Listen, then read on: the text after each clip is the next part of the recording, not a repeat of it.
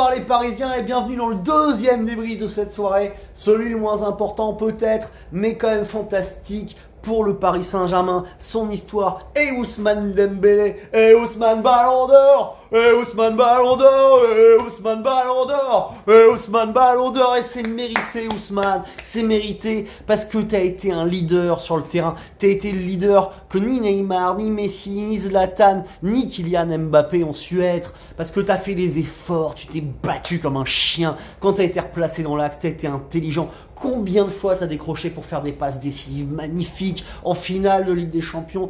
T'en fais deux extraordinaires pour Gvara, pour Doué, la petite talonnade pour Vitinha qui lance Doué, t'es sur 3 buts magnifiques. C'est toi qui marques à Liverpool, c'est toi qui marques contre Arsenal.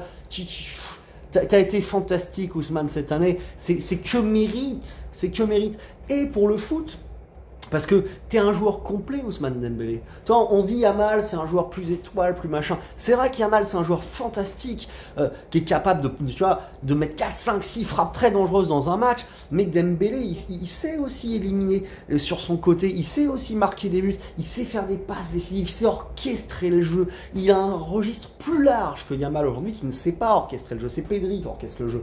Alors que Dembélé au Paris Saint-Germain, quand il est en 9,5, c'est un numéro 10 en fait, Ousmane. Dans la lignée des créatifs, tu vois, c'est pas un vrai buteur, c'est pas un vrai ailier, c'est un mec complet, pied gauche, pied droit, à la passe, au but, partout quoi. Donc moi j'aime que ça soit ce genre de joueur-là qui soit récompensé pour ça, parce que c'est ça en fait qui fait que tu gagnes dans une équipe, c'est quand tu as des joueurs capables de maîtriser, d'organiser tout ça. Après tu as les solistes, Lamine Yamal sera un jour Ballon d'Or très probablement parce qu'il a un talent fou.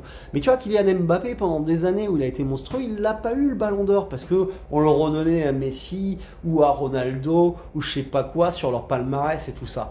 Là, depuis l'année dernière, on a repris les choses dans le bon sens. Rodri, c'était le meilleur joueur du monde quand il fait gagner l'Espagne et City parce que les milieux de terrain c'est très important dans le foot, on a tendance à l'oublier parfois.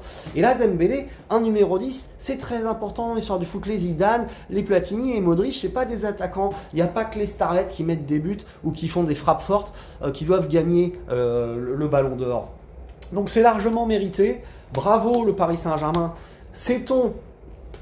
T'as eu Ronaldinho qui a gagné le Ballon d'Or juste après être parti, comme t'as vu Weah juste après être parti. T'as eu Messi en arrivant. Mais là, c'est ton Ballon d'Or à toi. Celui-là, il est Paris Saint-Germain au moment où il le gagne et il l'est encore juste après. Parce que Weah l'était aussi au moment où il le gagne de façon plus importante que Ronaldinho, mais il est parti à Milan AC. Et Ronaldinho était parti au Barça. Alors que Dembélé, il est là, il te fait gagner la Ligue des Champions, il est Ballon d'Or, il est encore au Paris Saint-Germain. Merci Ousmane! Ousmane on t'aime, Ousmane on t'adore, tu dribbles tout le monde, Ousmane t'es trop fort.